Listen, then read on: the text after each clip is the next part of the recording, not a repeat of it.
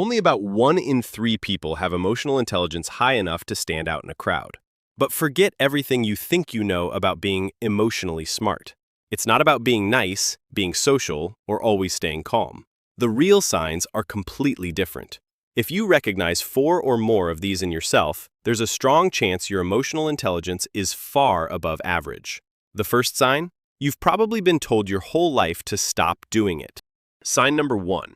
You replay conversations in your head hours later, sometimes days later. A simple chat at the grocery store, a phone call with your sister, a meeting that ended fine, but hours after it's over, your mind pulls it back up and starts running through it again. What they said, what you said, the look on their face when you said it. For years, you've probably been told this is a bad habit, overthinking, ruminating, anxiety. Maybe someone even told you to just let it go. But here's what the science actually says. Psychologists have a different name for what you're doing. They call it emotional processing, and it's one of the clearest signs of a highly developed emotional mind. When most people finish a conversation, their brain files it away and moves on. But your brain does something different. It goes back. It studies the tone. It notices the pause before they answered. It picks up on the word they almost said but didn't. You're not stuck in the past. You're decoding it. And this is why, over the years, you've quietly become the person in your family or your friend group who reads people the best. You saw the divorce coming before anyone else did.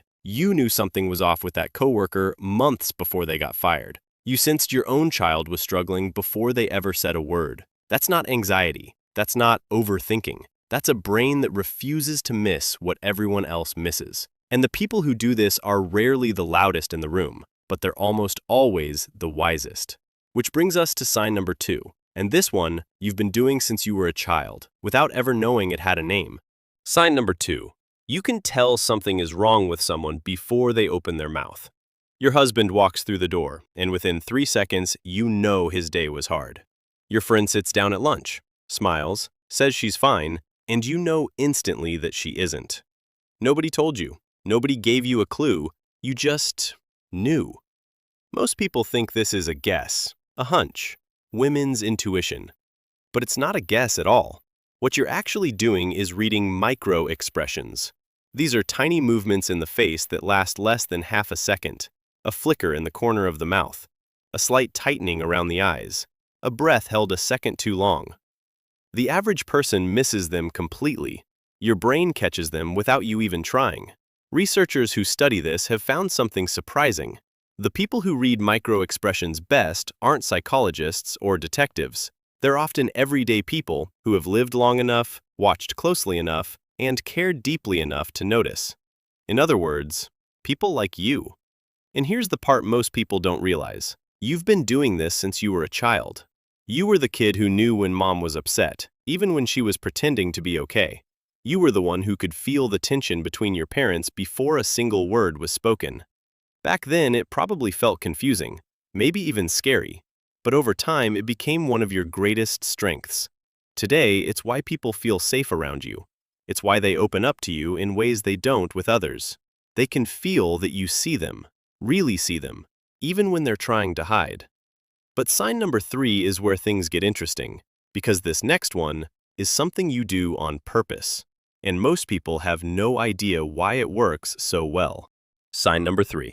When someone disagrees with you, your first instinct isn't to fight back. It's to ask a question. While other people are busy defending themselves, building their next point, waiting for their turn to speak, you're doing something completely different. You're listening, really listening, trying to figure out why they see it the way they do. For most of your life, people have probably mistaken this for weakness. Maybe a family member called you a pushover. Maybe a coworker thought you didn't care enough to stand up for yourself. Maybe even you wondered at times if you were too soft. But here's the truth. What you're doing is something most people never learn how to do, no matter how old they get. You figured out something important a long time ago. Winning an argument feels good for about 5 minutes. But understanding the person in front of you, that changes everything. It changes the relationship. It changes the outcome. And more often than not, it changes their mind far more than shouting ever could. Psychologists call this cognitive empathy.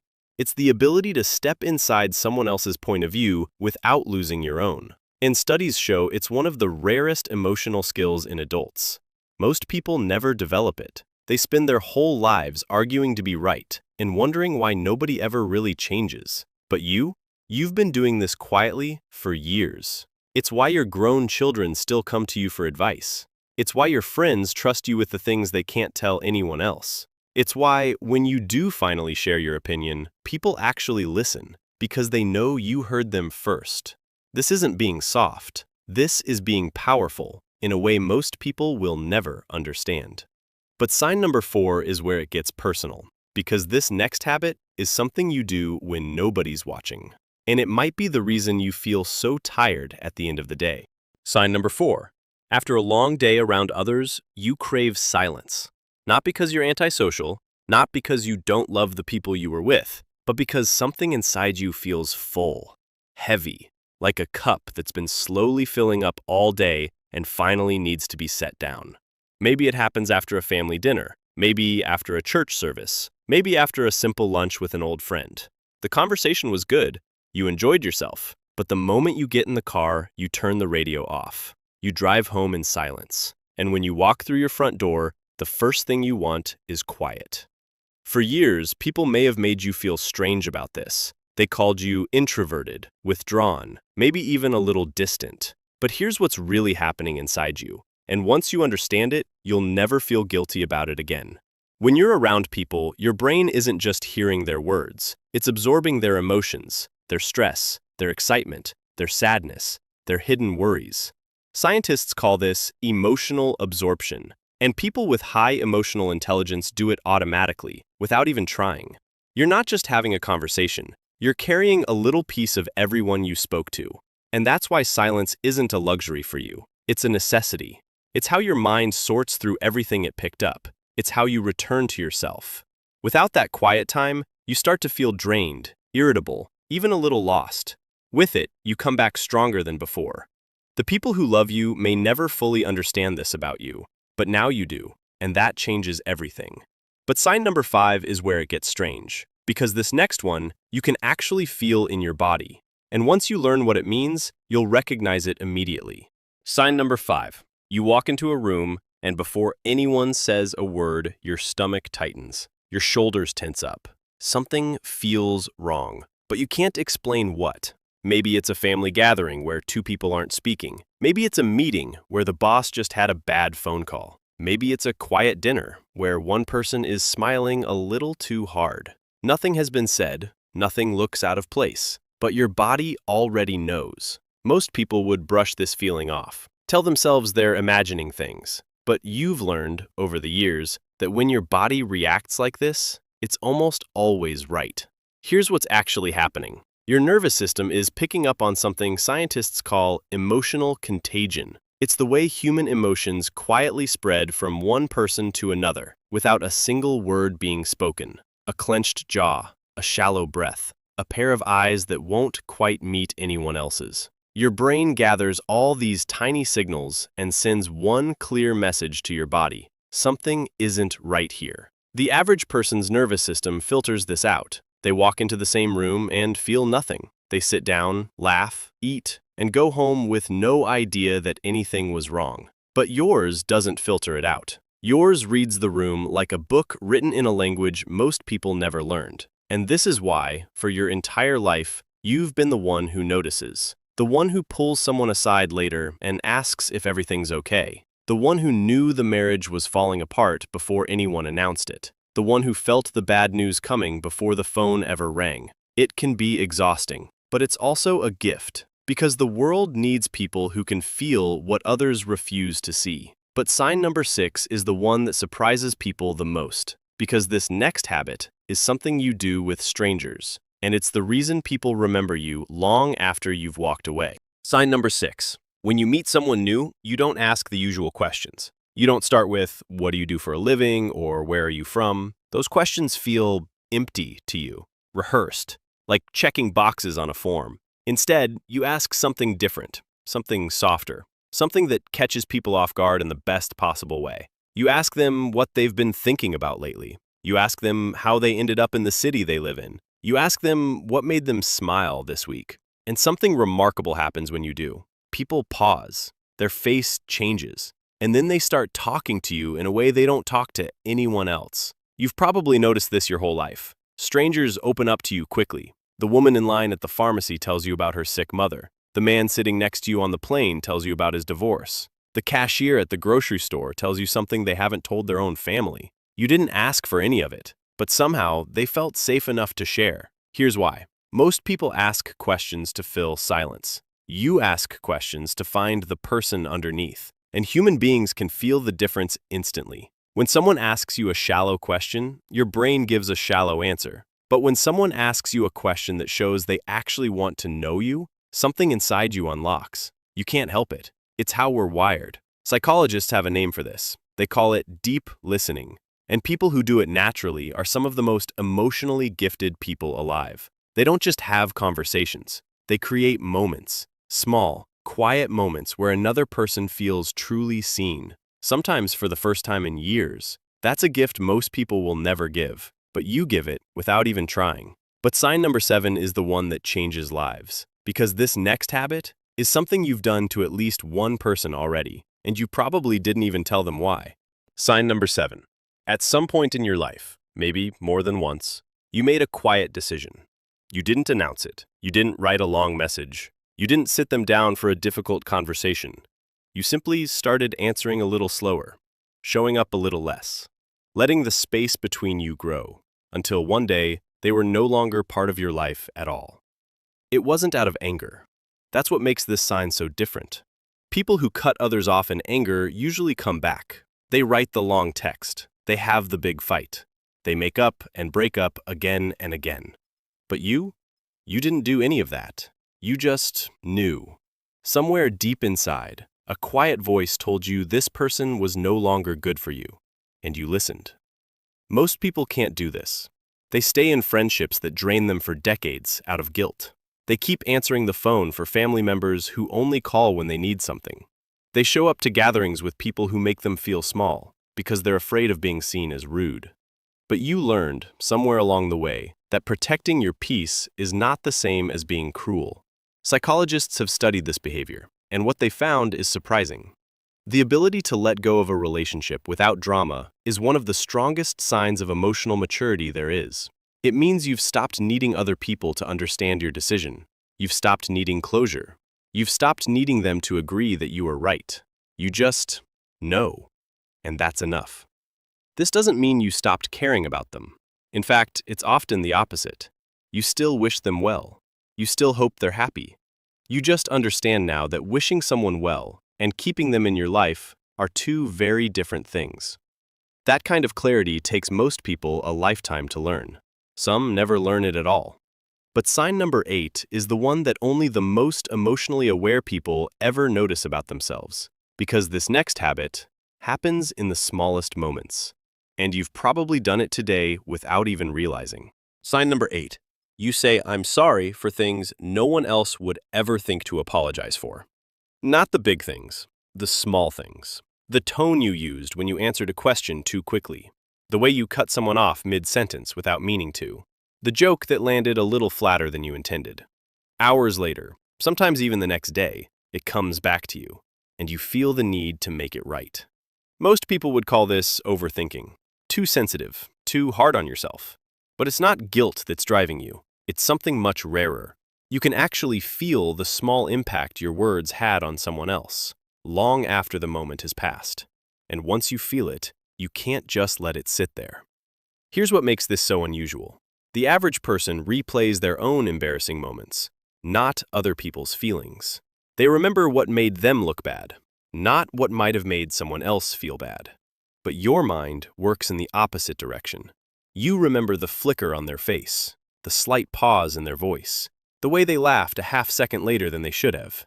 And something inside you wants to reach back in time and soften it. Psychologists call this affective empathy, the ability to actually feel what someone else felt, not just understand it. And it's one of the most powerful emotional skills a person can have. It's also one of the most exhausting, because it means you carry little moments other people have long forgotten. But here's the beautiful part. The people in your life feel this about you, even if they've never said it out loud. They know you're the kind of person who cares about the small things. the kind of person who circles back, the kind of person who notices. And in a world full of people who never apologize for anything at all, you become someone rare, someone safe, someone they never want to lose.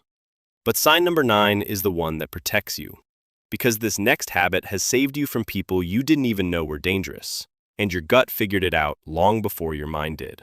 Sign number 9. Someone new walks into your life, and from the very first meeting, they're charming, warm, complimentary. They laugh at your jokes a little too quickly. They tell you how much they already admire you. They call you their friend before you've even had a real conversation. Most people would feel flattered. You feel something else entirely. A small, quiet alarm in the back of your mind. Something isn't right. You can't explain it at first. On paper, they've done nothing wrong. They've been kind, polite, interested. But your gut is telling you to slow down. And over the years, you've learned to trust it every single time.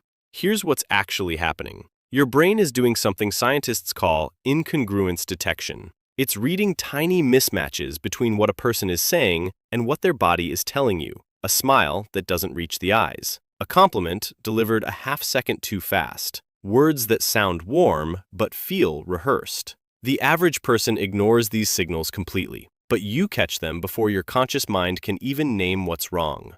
And this is why, looking back on your life, you can probably think of at least one person you had a bad feeling about from day one. And you were right. Maybe it was a coworker who turned out to be dishonest. Maybe it was someone your child brought home. Maybe it was a neighbor, a salesman, a family member's new partner. Everyone else was charmed. You were cautious. And in the end, your gut saw what their eyes refused to see. This isn't being cynical. It isn't being cold. In fact, it's the exact opposite. People with high emotional intelligence aren't suspicious of kindness. They're suspicious of performances. They know the difference between a person who is genuinely warm and a person who is using warmth to get something. And that difference has quietly protected you your entire life. The world often tells us to give everyone a chance, to assume the best, to ignore our instincts and be polite. But you've learned something deeper than politeness. You've learned that your gut is almost never wrong, and that listening to it isn't rude, it's wisdom. But sign number 10 is the rarest of them all, because this final habit is something fewer than 1 in 10 people can actually do. And once you see what it is, you'll understand why the people in your life consider you irreplaceable. Sign number 10, and this one is the rarest of them all. When someone you love is hurting, really hurting, you don't rush to fix it. You don't hand them a solution. You don't try to talk them out of what they're feeling. You don't say, everything happens for a reason, or at least it's not worse. You just sit there, quietly, fully present, letting them feel what they need to feel. To most people, this sounds like doing nothing, but it's actually the hardest thing a human being can do. Think about what happens when someone shares bad news with the average person. The listener gets uncomfortable almost immediately. They shift in their seat, they start searching for something helpful to say. They offer advice that wasn't asked for, they try to find a silver lining. They change the subject. Why? Because another person's pain makes them feel helpless, and they'd rather fix it than feel it. But you learned something most people never learn. You learned that pain isn't a problem to be solved. It's a moment to be witnessed. And when you simply stay, when you hold the space without flinching, something powerful happens in the other person. They stop feeling alone. And for someone in pain, that one thing is worth more than every piece of advice in the world.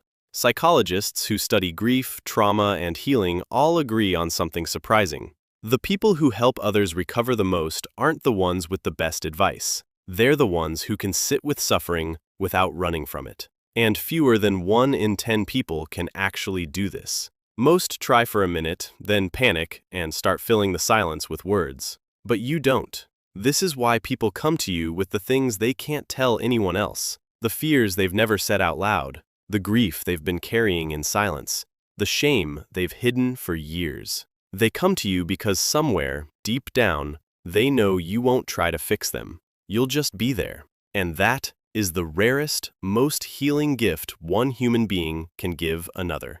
If you recognized 4 or more of these signs in yourself, here's what it really means. You're not too sensitive. You're not overthinking. You're not too quiet, too cautious, or too much. You're someone whose emotional intelligence runs deeper than most people around you will ever understand. And the world needs more people like you, not fewer. Before you go, I want to know one thing. How many of these 10 signs did you recognize in yourself? Drop your number in the comments. 4, 6, maybe even all 10.